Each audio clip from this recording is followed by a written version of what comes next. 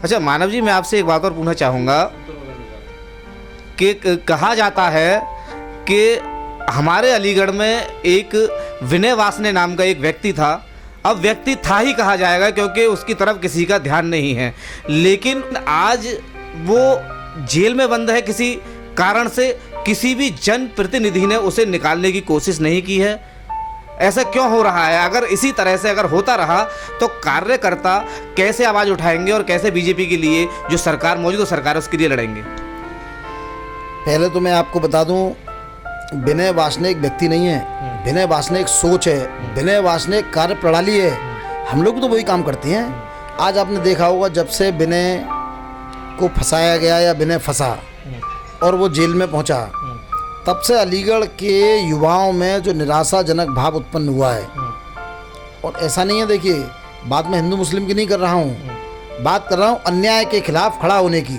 अन्याय के खिलाफ जब हम लोग लड़ते हैं, जब हम लोग सपा सरकार में भी लड़े, भाजपा सरकार हो चाहे बसपा सरकार हो, अन्याय के खिलाफ जब लड़ती है तो जनता हमारे साथ होती है, हमारे जनप्रतिनिधि हमारे साथ होते हैं। अलीगढ़ का ये सबसे बड़ा दुर्भाग्य है कि हमारी सरकार होने के बावजूद, हमारे जनप्रतिनिधि होने के बावजूद जनता को उसकी लड़ाई लड़नी पड़ रही है। इसी जनता ने इन्हीं जनप्रतिनिधियों को चुनकर भेजा है। इनको अपने आप में सोचना चाहिए कि विनय ने कोई गलत काम नहीं किया है। सब जानते हैं कि जब एनआरसी आंदोलन में जब पुलिस चौकी पर चढ़ाई कर दी थी आतताइयों ने, तब उसने केवल अपने मोहल्ले को बचाने के लिए संघर्ष किया। और ऐसे में मुझे कहने में कोई गुरेज नहीं है, शायद टारगेट कहीं ना कहीं विनय रहा होगा, विनय को मारने की कोशिश की होगी। और हो सकता है कि विनय को मारने के चक्कर में वो गोली अपने ही व्यक्ति पर चलाई हो।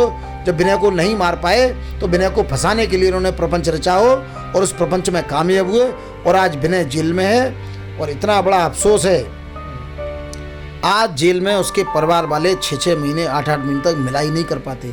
उसको दूसरे जनपद में इसलिए शिफ्ट किया गया है, अब पता नहीं भगवान जाने क्यों शिफ्ट किया है, लेकिन ये अलीगढ़ का दुर्भाग्य है।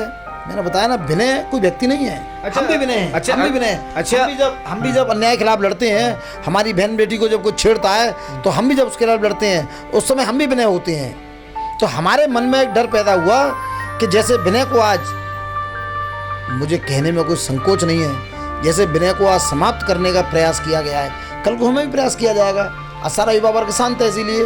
अच्छा, विनय के बाहर आने से किन नेताओं को डर है कि कहीं हमारी राजनीति समाप्त ना हो जाए? जिन्होंने उसे फंसाया होगा, स्वाभाविक सी बात है। लेकिन एक बात बता दूं, भगवान श्री कृष्ण जब पैदा भी नहीं हुए थे, तो कंस को एक भविष्यवाणी हुई थी कि देवकी का 8वां पुत्र तेरा काल बनेगा।